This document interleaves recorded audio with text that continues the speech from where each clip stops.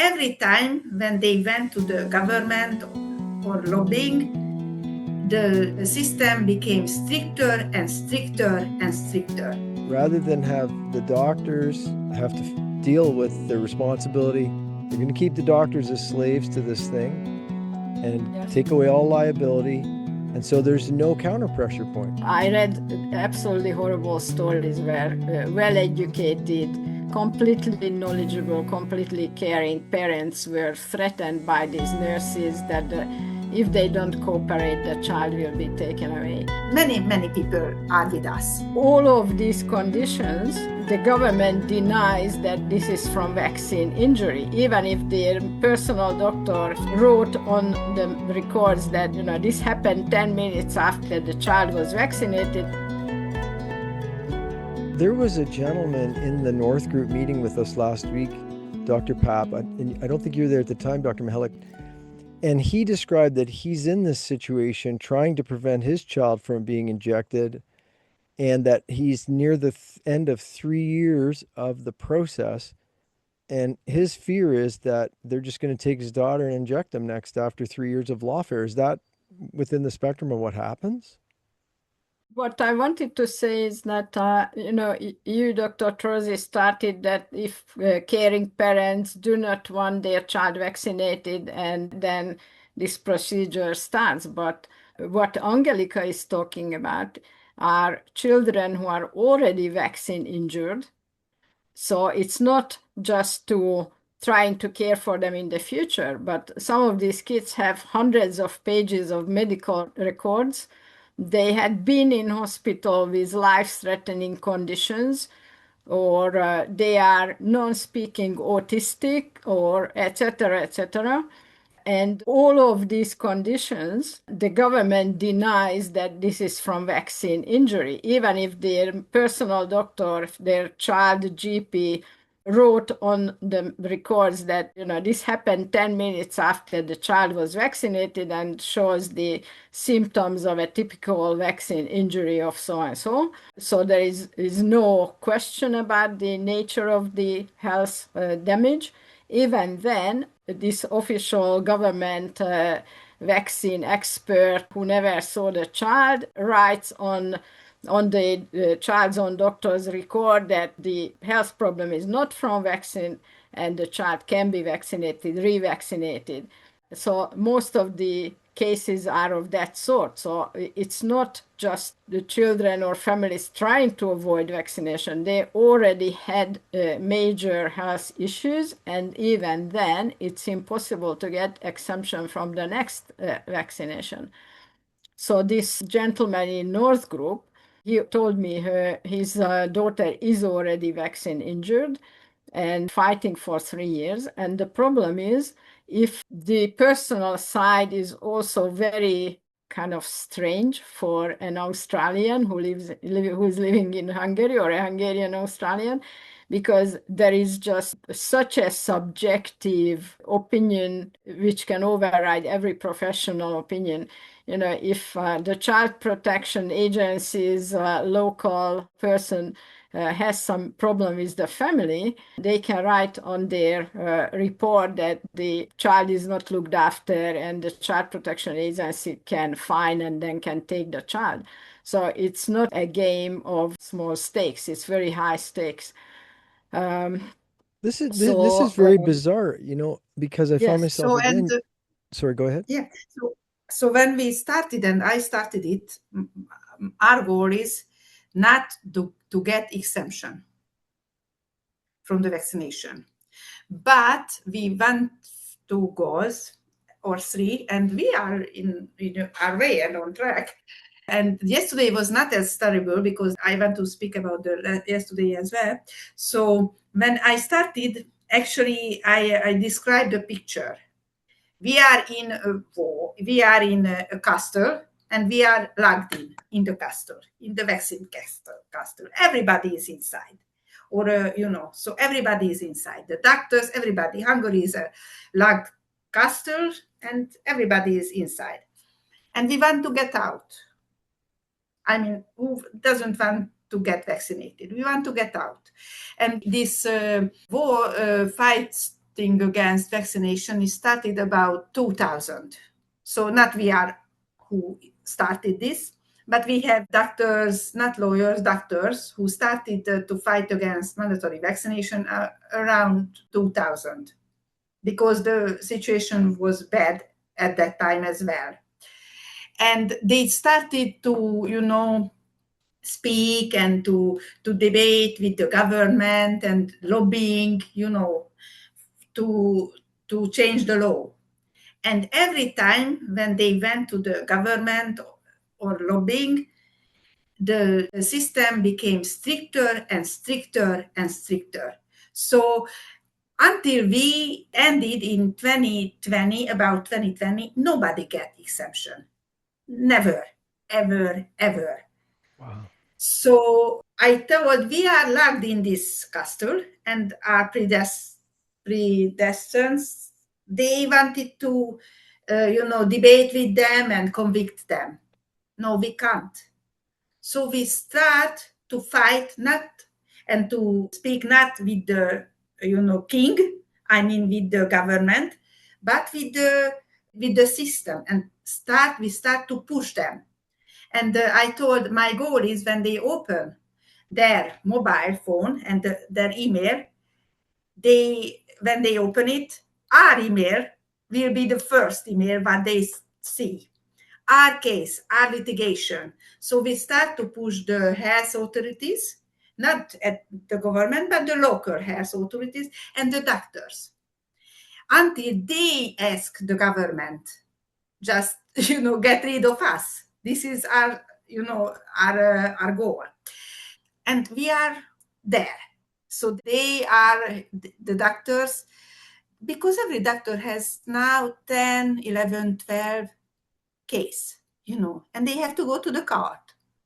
Okay, they win, but not every time win. We have now some cases where, we won, but nobody cares. The main point is nobody cares. If we won, like nothing happened, they start this vaccination procedure. They have to start it over again. So they just Like get right back. They never stop targeting that child till they got all the needles in them. Yeah, never. If we won a case, nothing happened. So it's crazy. So, but the doctors fed up. So they went to the government, and they didn't ask yet, make the law, change the law, and the vaccines not be mandatory. But they, yesterday happened this, they changed the law, and their goal was to make impossible to bring lawsuits against doctors. Oh. Imagine. So they want to keep the violation of human rights going, and they're going to, rather than have the doctors have to deal with their responsibility, they're going to keep the doctors as slaves to this thing and take away all liability. And so there's no counter pressure point. And this is bizarre because, as you said, the doctors sort of went to the government saying, hey, change the law, don't make it mandatory. And they're like, nope. So this is so stupid, this law. You cannot enter into force because it's impossible. I mean, I don't want to explain this because even in Hungary nobody understands this law. So, but the goal is you cannot bring a lawsuit against a doctor. Just imagine this. Well, this has been the vaccine industry's defense all around the world, is no liability. Yeah, I know, but you are a doctor. Just imagine what could you do if nobody can sue you? Absolute power corrupts absolutely. Just imagine. But it's not like, Angelika, it's not like they can't do lawsuits, but instead of the doctors, they have to sue at the highest level of the government. But it's impossible because this is what I told Evie. It's like that was the goal, but they messed it up. So the text of the law doesn't say this. There is no meaning. I mean, it's like messed up text. So yeah, but what is that government office called, which you can sue now instead of the doctors? Because there is a government office you need to sue instead of the doctors. What is that government office called, or who can you sue? The local has, or I can sue the local health authorities. Now I can sue it. And they try to make impossible to bring lawsuits against the doctors, because I sue now the doctors as well. I sue the local health authorities and I sue the medical doctors as well. And they want to get off the picture the medical doctors. Yes. So they can sue, they wanted, I can sue only the health authorities, but they didn't change the law. I have to get a medical exception. So it's like a messed up. So I can't explain because it's messed up in Hungarian language as well. So it's like I don't want to explain this because there is no meaning. And but we do it now regarding this, not this. We have these litigations, and actually Hungary is part of the EU still. And there is the EU Human Rights Court in Strasbourg. And when we had only 40 cases, when we lost the case, we didn't bring, we didn't appeal because it's cheaper if you don't make appeal, but we started over again. But now we want to take every case to the European Union because, as Eva told, we have so many sick children. I mean, we have those kind of children. Imagine when the doctor wrote, the GP, the pediatricians, I won't give a shot this child because it's written the child will die because it's so severe, the situation. And child didn't get exemption from the authorities. So the child sees it. Sorry, the child sees their own doctor. Their doctor that knows them says this child was severely injured, for instance, by a previous vaccine. This will threaten their life. They can't have the vaccine. Yeah. But then these health authorities, so-called doctors, say no exemption, get the shot. Yeah, and this doctor should have given the shot. Who knows, the child will die.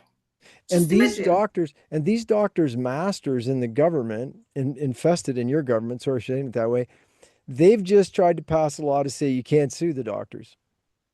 Yeah, they did. They passed it. That law has been passed. Wow. Yes. Yesterday.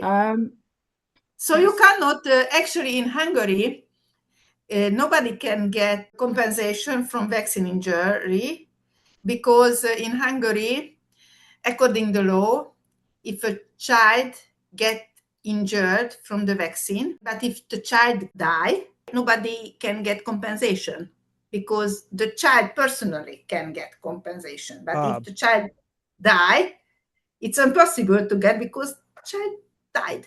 So the parents can't get compensated for you can't compensate for the death of your child, but there's no recompense for the mourning parents of their dead child who got a vaccine that their real doctor said they shouldn't have, and then a health authority doctor who's processing the people completely contrary to the Hippocratic Oath with no risk to himself, give the kid the shot, the kid dies. Sorry, folks, you're going to have to pay for the funeral yourself.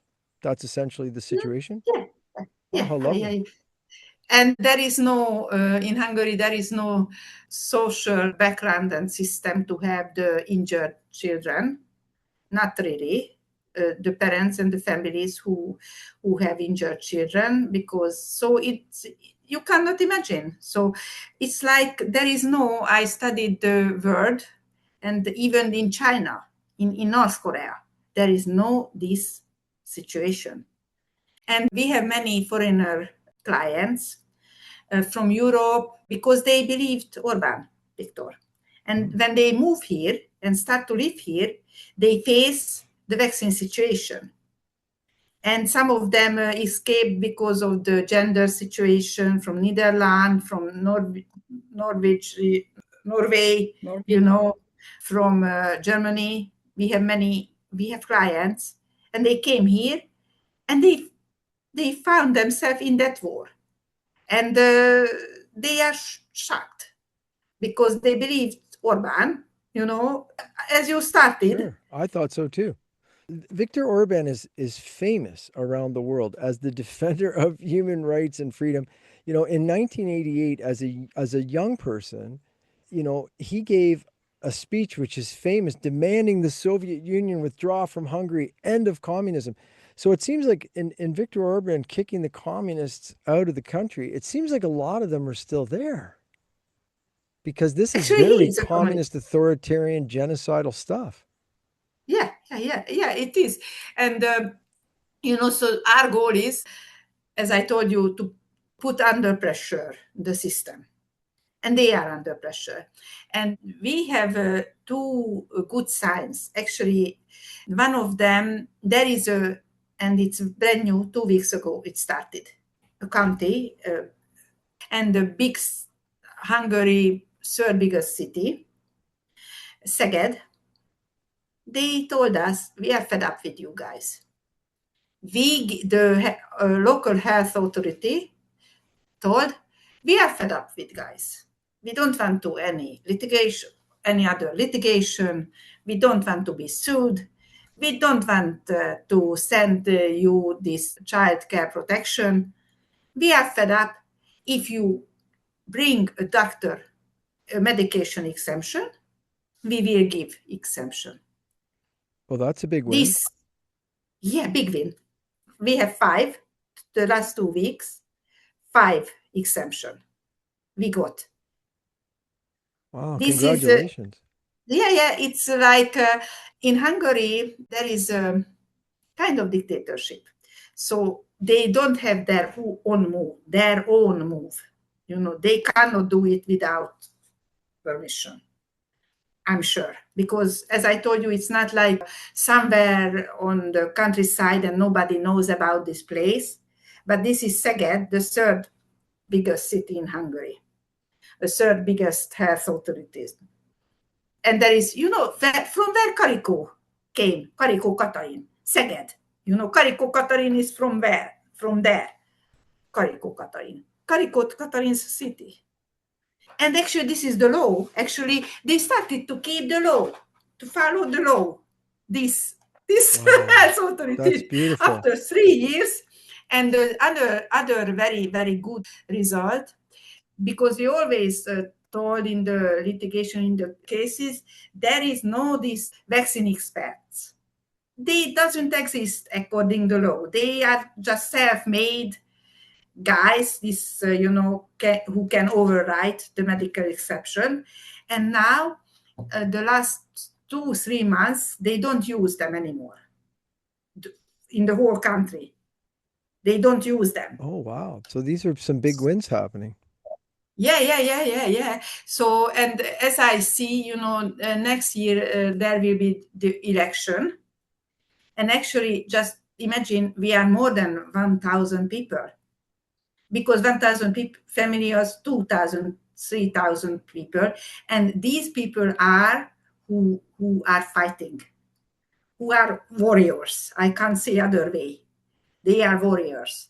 Some of them with us 2-3 years, they fight 2-3 years, and litigations, and we have donations. So when they have to pay, we became a huge movement in Hungary. And so just imagine if these people are, they risk their job, because, some of them who are police or medical doctors, we have medical doctors clients as well, policemen. We have from very high places, we have clients. And they risk their job, their whole life, in a way, with this, because they became famous. For instance, in a little town, the doctors, on this Saturday, they start mi az, hogy tüntetés? Most like protesting? Protest against the anti-vaxxers on the street, like in Martin Luther King and the Ku Klux Klan. I'm not kidding. In little towns. So we became like a little bit like a crazy thing. This is near to Budapest. There is protests against the anti-vaxxers, because they are suing the doctors And the doctors, poor doctors, we have to protect the doctors. So they started a protest against the anti-vaxxers. It's Because such a they want bizarre to. religion, this vaccine movement. It's such a bizarre religion. Yeah. And so if we are 1,000 family who are suing the doctors, and just imagine, this is huge among many people are with us. As you told, many people wake up. So as we see, and very interesting, there is actually he's part of the government, Lazar János. He is a minister in the government and also MP in the Fidesz. And yesterday in the Fidesz, so they always vote together, this party. When there is a voting in the parliament about a law, they always vote together. There is no, in this system doesn't allow, to vote out against what they want. And three MP from the Fidesz, they voted against this law, which wants to make impossible to bring lawsuits against the doctors. And one of them, this Lazar János, he's very close to Orbán Viktor. They work together. He's a minister. And two another guy who are very high in the party. And they voted, as Éva told, there was a voting to make the vaccination not mandatory but voluntary. There was another voting. And these three guys voted among the 18. So they voted to make it not mandatory, the vaccination. So it's a sign, I think, because they never vote against their party. So something is happening, as I see, because, and this guy, I read an article because he said, it's not sure we will win in 2026, this Lazar János. He's one of the leader of in the Fidesz. So they feel it, something is wrong. Dr. Papp, something else that came up in the North Group meeting that I'd be grateful if you could elaborate on. And again, this just helps emphasize for people, because a lot of us are in shock hearing this out of Hungary, because again, Hungary has this international reputation in the Truth of Freedom movement as the center of truth and freedom. So, but Dr. Papp, during the North Group meeting, you described to all of us from many countries this process that a woman experiences if she gets pregnant. Like there's quite the government surveillance of a pregnant woman. Could you just tell us a little bit about this? What happens in Hungary if a woman, rich or poor, from whatever walk of life, gets pregnant? How does the government, let's say, help her? Well, to understand, you need to know that we have a medical system where there are GPs, district GPs. So wherever you live, you also have it's very important, very compulsory to have an address where you live.